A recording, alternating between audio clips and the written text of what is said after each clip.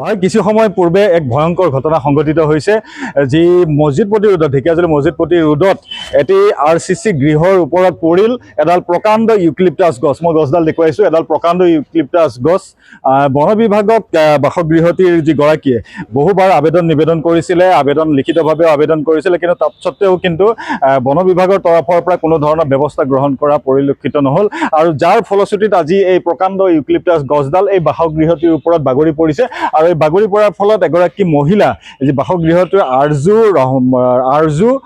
ৰহমান নামৰ এগৰাকী মহিলা গুৰুতৰভাৱে আঘাতপ্ৰাপ্ত হয় আৰু বৰ্তমান তেখেতক চিকিৎসালয়লৈ নিয়া হৈছে আৰু লগতে সামান্যভাৱে কেইবাগৰাকী লোকো আঘাতপ্ৰাপ্ত হৈছে। আৰু এই বাসগৃহটি যি RCC বাসগৃহটিৰ ওপৰত যি এই গছডাল বাগৰি পৰাৰ ফলত এতিয়া প্ৰায় বহুখিনি সা সম্পত্তি বাসগৃহটিৰ নষ্ট হৈছে, লগতে আচবাবসমূহ ভাঙি চূৰ্ণ বিচূৰ্ণ হৈ গৈছে। আৰু ৰাকিব আনচাৰী আৰু এগৰাকী ভাই ককাইৰ নামত আছিলে এই বাসগৃহটি, যিটো বাসগৃহৰ ওপৰত যি গছডাল, যি RCC এই প্ৰকাণ্ড ঘৰটোৰ ওপৰত বাগৰি পৰিছে এই গছডাল। আৰু এক ভয়ংকৰ ঘটনা বুলি ক'ব লাগিব, কাৰণ অমনোযোগিতা আৰু কোনো ধৰণৰ যি দায়িত্বজ্ঞানহীনতাৰ বাবে আচলতে এনেধৰণৰ ঘটনা সংঘটিত হোৱা বুলি যে ঘৰখনৰ যিগৰাকীয়ে অভিযোগ উত্থাপন কৰিছে। বৰ্তমান ইয়াতে বন বিভাগৰ লোকো আহি উপস্থিত হৈছে, আহি তেখেতসকলে কেনেধৰণৰ ব্যৱস্থা গ্ৰহণ কৰে আৰু এই যিটো ক্ষতিগ্ৰস্ত হৈছে পৰিয়ালটিৰ ক্ষতিপূৰণৰ বাবে যে বিভাগীয়ভাৱে কেনেধৰণৰ ব্যৱস্থা গ্ৰহণ কৰে সেয়াহে পৰৱৰ্তী সময়ত লক্ষণীয় হ'ব।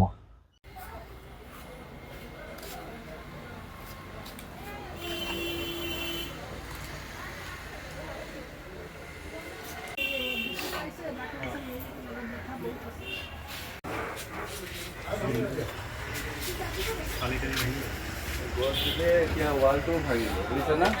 ৱালটো ভাঙিব, কোনটো মুহূৰ্তত ৱালটো ভাঙিব ঠিক নাই। তোমালোকে ইয়াত নাথাকিবা দেই এতিয়া। ফটকে লৈ কমটি ডাঙৰ লোড আছে, লোড হৈ আছে।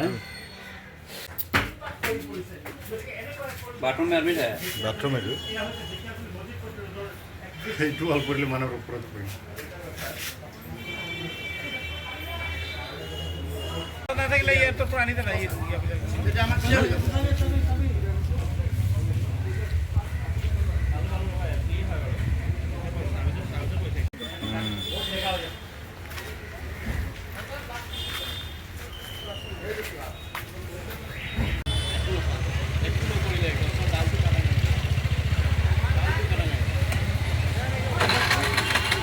পূৰ্বৰকৈ আছে, লগতে এই ভিডিঅ'টো সেইটো লগাই দিব। হে সেইটো যাব না, মই বাচিলোঁ মানে हम लोग वाला तो हम कितना बार कंप्लेंट देगा यार, नहीं काटता हो আজি তাৰিখতে দি দিয়ে এইটো आज ही का कंप्लेंट देगा এনে ভিডিঅ' আছে দিয়ক। নহয়, এইটো গছ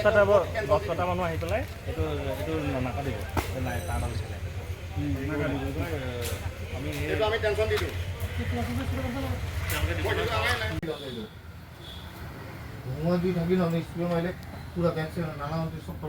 এতিয়াও কিন্তু ৱালটো প্ৰেছাৰ প্ৰেছাৰ পাব, এইটো কাটাৰ লগে লগে প্ৰেছাৰ পাব। এইটো দেখি আছা না, য'ত ৱালটো পৰি গছটো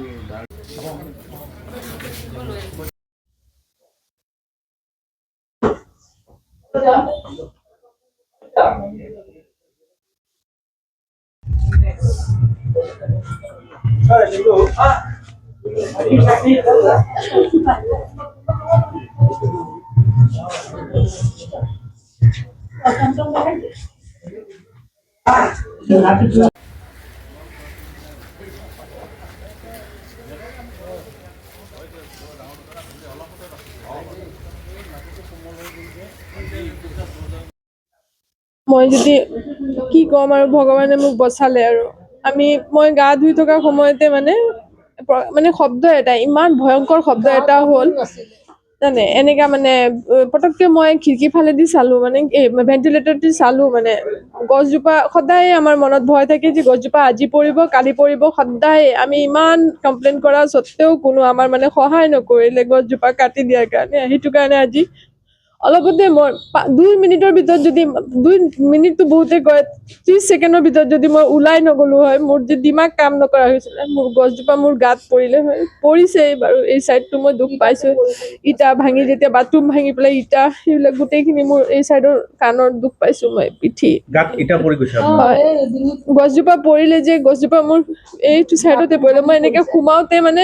গছজোপা পৰি গ'ল মোৰ বাথৰুমৰ পৰা ওলাওতে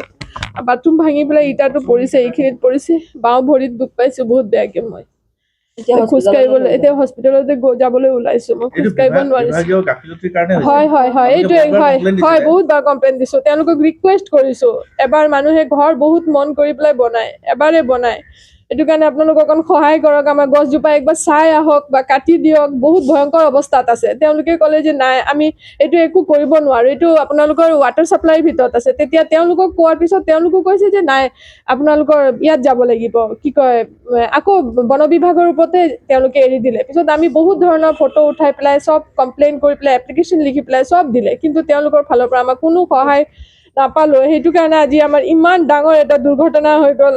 থকা ঘৰটো ভাঙি গ'ল আমাৰ কপাল ভাল যে আমি নাছিলো থাকিলে আমি তিনিজনে নাথাকিলো হয় আজি আৰু আপোনাৰ হাজবেণ্ডে কিছুদিন আগতে অপাৰেশ্যন হয় কৰি আহিছে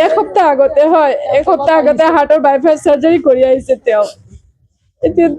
চৰকাৰলৈ কি অনুৰোধ জনাব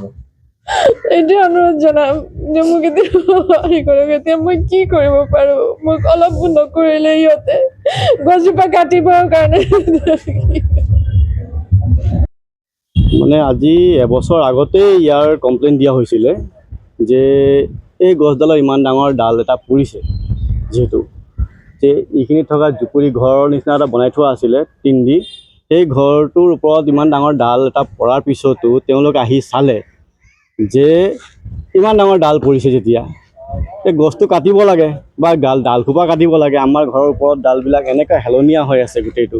আমি ক'লোঁ যে গোটেই হেলনীয়া হৈ আছে গছটো কেতিয়াবা কাটি যদি পৰি যায় আমাৰ কি অৱস্থা হ'ব বোলে না আমি কাটিম হ'ব কৰিম বোলো তেওঁলোকে ফাৰ্ষ্ট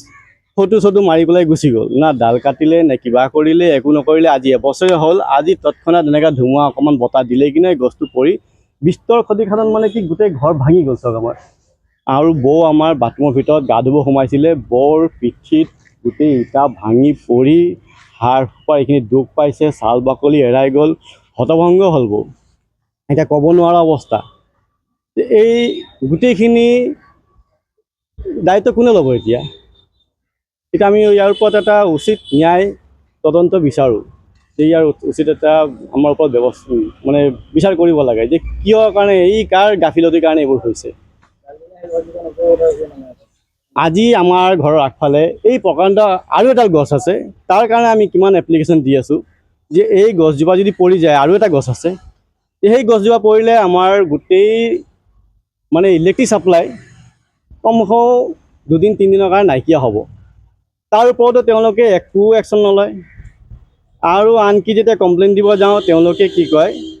যে গছজোপা যেতিয়া লগাইছিলে আপোনালোকে তেতিয়া উঘালি পেলাই নিদিয়ে কেলে এইবোৰ কথা কোৱাৰ যুক্তি নে বাৰু আমি কাক কমপ্লেইন দিম এইবোৰ কাক ক'ব যাম চৰকাৰক কি আহ্বান জনাব চৰকাৰ এইবোৰ এনেকুৱা পুৰণা গছ মোটামুটি 40 বছৰ 50 বছৰ পুৰণা গছবিলাক ৰাখিবতো নালাগে এনেকৈ যেতিয়া গছবোৰ হেলনীয়া হৈ গৈছে পচি গ'ল গছৰ শিপা গুৰি পচি শেষ হৈ গৈছে এইবোৰক কাটি পেলাব লাগে না নতুন গছ আমি তাৰ জেগাত 10টা ৰুই দিম নহয় লাগিলে আমি 5টা 10টা গছ ৰুম তাৰ ওপৰত কিন্তু এইবোৰ পচা গছবিলাক ৰাখি কিবা লাভ আছে ইমান প্ৰকাণ্ড গছ এই গছটো যদি আজি আমি এবছৰ আগত কমপ্লেইন দিয়াৰ যদি এমাহৰ ভিতৰত যদি কাটিলেহেঁতেন গছটো বা ডালখোপা কাটি দিলেহেঁতেন গছটোৰ এই ইউক্লিপটাছ গছ আজি বেছি এবছৰ হোৱাও নাই আমাৰ উৰ্চুলা স্কুলৰ ওচৰত পৰিছে বাগৰি পৰিছে তেতিয়াও তেওঁলোকে একো কাণ খাৰ নিদিলে এইটো গছৰ ওপৰত যে এই গছটো হেলনীয়া হৈ আছে আমি কাটি পেলাওঁ বুলি ইয়াৰ ওপৰত আমি এটা উচিত বিচাৰোঁ আৰু